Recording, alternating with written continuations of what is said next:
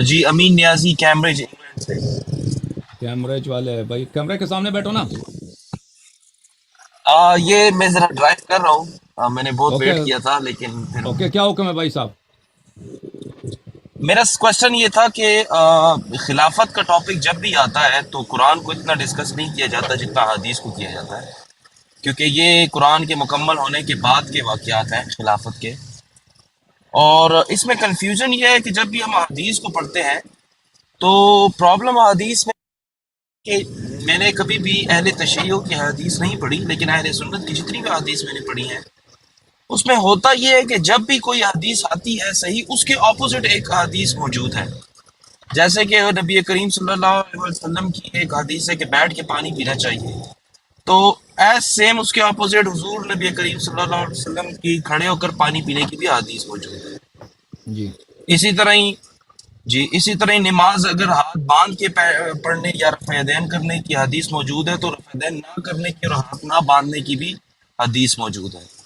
ہوں اسی طرح بھی حضرت علی کرم اللہ وجہ کریم کی اگر خلافت پہ حدیث، جیسے کہ من کنت مولا فحاذا علی مولا پہ حدیث موجود ہے۔ اسی طرح ہی پھر ہمارے اہل سنت کے جو علماء ہیں وہ کہتے ہیں حضرت ابوبکر صدیق رضی اللہ عنہ کو انہوں نے نماز کا جو ہے نا حکم دیا کہ تم پڑھاؤ۔ ہوں ہوں تو اس میں ایک ایز اے کامن مین اگر تو کوئی عالم نہیں ہے اور اس کو حدیث کا علم نہیں ہے تو وہ کیسے سمجھے گا کہ حق کیا ہے، وہ کیسے فالو کرے گا؟ اب جو حدیث کی جو سورس ہے، جو منبع ہے، وہ صرف ایک نبی کریم صلی اللہ علیہ وسلم کے ساتھ ہے۔ حدیث ان سے آتی ہیں جو حدیث نبوی ہے۔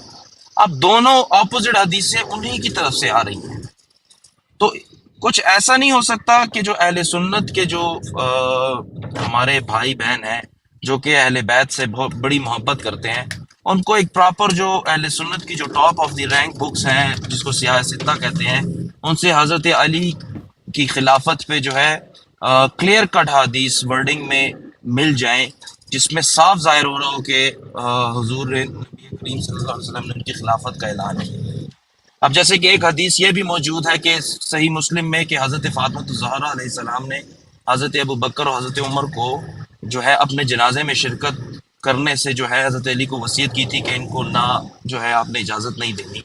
لیکن میں ڈاکٹر طاہر القادری صاحب کی ایک تقریر سن رہا تھا، وہ کہہ رہے تھے کہ پتہ نہیں کون سی بک ہے سیاستہ کی ہے، اس میں یہ لکھا ہوا ہے کہ حضرت ابو بکر جب وہ آئے جنازے پہ حضرت فاطمہ کے، تو حضرت علی جو ہیں انہوں نے جنازہ وہ پڑھا رہے تھے تو وہ پیچھے ہٹ گئے اور انہوں نے حضرت ابو بکر کو کہا کیا۔ اب اتنی اپوزٹ ہے ایک دوسرے سے حدیث، انسان مانے تو پھر کس کو مانے؟ تو لازمی بات ہے میرے محترم بھائی کہ اللہ تعالیٰ نے انسان کو عقل دیا ہے، ٹھیک ہے نا؟ اور عقل جی جی کے بدولت ہی ہم حق اور باطل میں تفریق کر سکتے ہیں۔ کہنے والے تو بہت ساری باتیں کہیں گے نا۔ دین میں جی جی اللہ تعالیٰ کی جانب سے جو دین آیا اس میں کوئی خلل نہیں ہو سکتا، اس میں کوئی کمی نہیں ہو سکتی۔ ہاں، اگر اس میں کوئی خلل ہے، کوئی کمی ہے تو وہ بعد میں یہ باتیں بنائی گئی ہیں۔ اب جہاں تک قرآن مجید کا تعلق ہے تو قرآن مجید اگر ایک کامل کتاب ہے تو اس میں امامت ہونی چاہیے، ٹھیک ہے نا؟ آپ جو کہہ رہے ہیں کہ جی جی امامت بالکل۔ قرآن میں نہیں ہے تو ایک باطل بات ہے، بھلے ایک باطل بات ہے۔ جی امامت جی کیوں قرآن مجید میں نہیں؟ امامت قرآن مجید میں۔ اسی طرح احادیث رسول صلی اللہ علیہ وآلہ وسلم ابو بکر کی خلافت پہ ایک حدیث بھی نہیں ہے۔ آپ اگر اچھا دیکھیں جی نا، ابو بکر کی خلافت پہ ایک حدیث بھی نہیں ہے۔ آپ کہتے ہیں اس کو نماز کے لیے لگا دیا نا، بخاری میں تو یہ کہ اس کو نماز سے ہٹا دیا ہے، نماز سے عزل کر دیا، اور وہ صرف تکبیر سنا رہا تھا۔ اور پھر آپ کے اپنی کتب میں اسی بخاری اسی باب میں کہ کسرے کے پیچھے بھی نماز ہو سکتی ہے، ٹھیک ہے نا؟ فاسق فاجر کے پیچھے بھی نماز ہو سکتی ہے۔ تو اگر آپ اس کے امام جماعت کے پیچھے اگر بات کرنے کی بات کر رہے ہیں تو اس سے اس کا عدالت بھی ثابت، اس کے مردانگی بھی ثابت نہیں ہوتی کہ وہ مرد ہے، کیونکہ کسرے کے پیچھے بھی نماز ہوتی ہے، خود بخاری میں لکھا۔ اور یہ بھی اس کی یہ بھی ثابت نہیں ہوتی ہے کہ یہ اچھا آدمی ہے، کیونکہ فتنے والے کی اس بخاری میں موجود ہے، مفتون اور مبتدع کے پیچھے، صاحب فتنہ اور صاحب بدعت کے پیچھے بھی نماز ہو سکتی ہے۔ تو لیکن ہم امام جماعت آپ کے نزدیک تو وہ ہر فاسق کے پیچھے نماز ہو سکتی ہے۔ زیادہ سے زیادہ یہ ہوگا کہ بھئی اس نے نماز پڑھا ہے، اگر پڑھایا بھی ہے، وہ تو اس کی عدالت ثابت نہیں ہوگا، اس کا علم ثابت نہیں ہوگا، اس کا کچھ بھی ثابت، مردانگی بھی ثابت نہیں ہوتی اس سے۔ اچھا، اس کی خلافت پہ تو کوئی حدیث ہی نہیں۔ لیکن دوسری طرف اہل بیت علیہ السلام کی امامت اور خلافت پہ احادیث بے شمار ہیں، روایات بہت زیادہ ہیں. آپ چلے گئے یہاں ہیں میرے خیال میں کاٹ کے چلے گئے ہمارے بھائی صاحب. اچھا، میں آپ کو کچھ احادیث ان میں سے دکھا دیتا ہوں، ملاحظہ فرمائیے کہ امیر المؤمنین علیہ السلام کی امامت پہ حدیث کلیئر کٹ. یہ کتاب سیر اعلام النبلاء، چاپ مؤسسۃ الرسالہ، جزء 13 13واں مجلد. یہاں پہ ملاحظہ فرمائے صفحہ نمبر 430. ابن ابی عاصم، ابو بکر ابن ابی عاصم کے متعلق وہ فرماتے ہیں کہ ابو بکر ابن ابی عاصم حافظ کبیر، امام بارع متبع للآثار کثیر التصانیف. بلی احادیث کا محقق، اور حدیث میں اس نے بہت ساری کتابیں. یہ آثار جو ہے، آثار سے مراد حدیث ہوتی ہے. اچھا، بہت کثرت کی ہے. کان من السیانہ والعفہ بمحل عجیب، سیانت اور عفت میں بہت بڑا مقام ہے ان کا.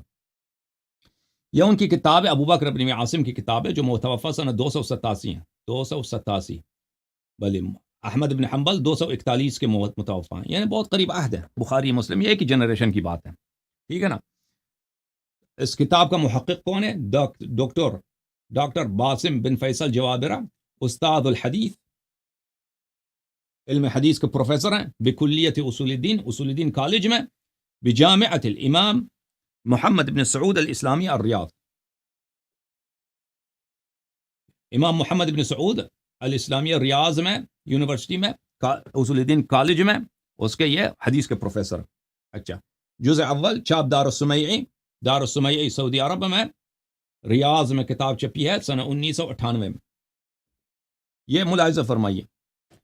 حدیث نمبر 1222، ابن عباس سے روایت ہے، قال رسول اللہ صلی اللہ علیہ وآلہ علی علیہ السلام، رسول پاک صلی اللہ علیہ وآلہ وسلم نے علی علیہ السلام سے فرمایا، انت منی بمنزلت ہارون من موسیٰ، تیری وہی منزلت ہے مجھ سے جو ہارون کو موسیٰ سے تھا. یہ خلافت پہ تصریح ہے. یہ حدیث بخاری میں بھی موجود ہے، متواتر بھی ہے. یہ الا انک لست نبیا، لیکن آپ نبی نہیں ہیں. وانت خلیفتی فی کل مؤمن من بعدی، آپ ہر مومن پہ میرے بعد میرے جانشین، میرے بعد ہر مومن پہ میرے جانشین. یہ کلیئر کٹ ہے یا نہیں ہے بھائی؟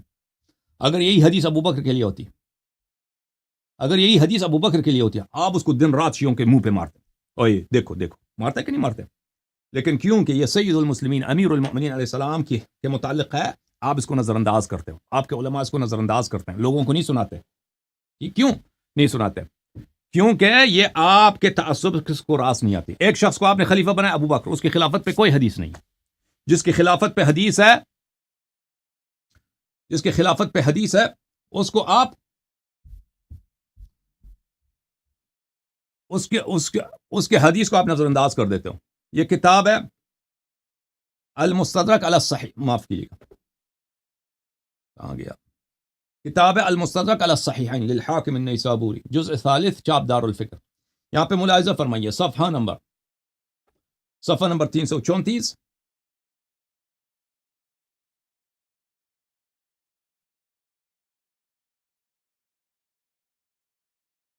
حدیث نمبر 4699، قال رسول اللہ صلی اللہ علیہ وآلہ علی بن ابی طالب علیہ السلام، من اطاعنی فقد اطاع اللہ ومن عصانی فقد عصى اللہ ومن اطاعک فقد اطاعنی ومن عصاک فقد عصانی. هذا حدیث صحیح الاسناد. جس نے میری اطاعت کی اس نے اللہ کی اطاعت کیا، اور جس نے آپ کی میری معصیت کی اس نے اللہ کی معصیت کی، اور جس نے آپ کی اطاعت کی اس نے اللہ کی اطاعت کی، اور جس نے آپ کی معصیت کی ہے اس نے اس نے میری معصیت کی. اچھا، پھر ابو ذر سے 4675، حدیث وہی ہے، دوسرے کچھ لفظ میں کچھ مختلف ہے. 4675 وافق الذهبی فی التلخیص صحیح، ذہبی نے کہا تلخیص المستدرک میں حدیث صحیح ہے. حاکم نے بھی کہا حدیث صحیح ہے. من اطاعنی فقد اطاع اللہ ومن عصانی فقد عصى اللہ ومن اطاع علیا فقد اطاعنی ومن عصى علیا علیہ السلام فقد عصانی. جس نے علی علیہ السلام کی طاعت کی اس نے میری طاعت کی. جس نے بھی علی علیہ السلام کی طاعت کی اس نے میری طاعت کی، اور جس نے بھی علی علیہ السلام کی معصیت کی اس نے میری معصیت کی. اس جس لفظ جس میں ابو بکر بھی آتے ہیں، عمر بھی آتے ہیں نا، یعنی امیر المؤمنین علیہ السلام کی طاعت میرے امت کے ہر فرد پہ واجب ہے، ابو بکر عمر پہ بھی واجب ہے. ٹھیک ہے نا؟ تو یہ واضح بات ہے کہ ان کی امامت، ابو بکر عمر کی امامت باطل ہے، کیونکہ اس پہ طاعت واجب ہے میرے مولا امیر المؤمنین علیہ السلام کی. اوکے.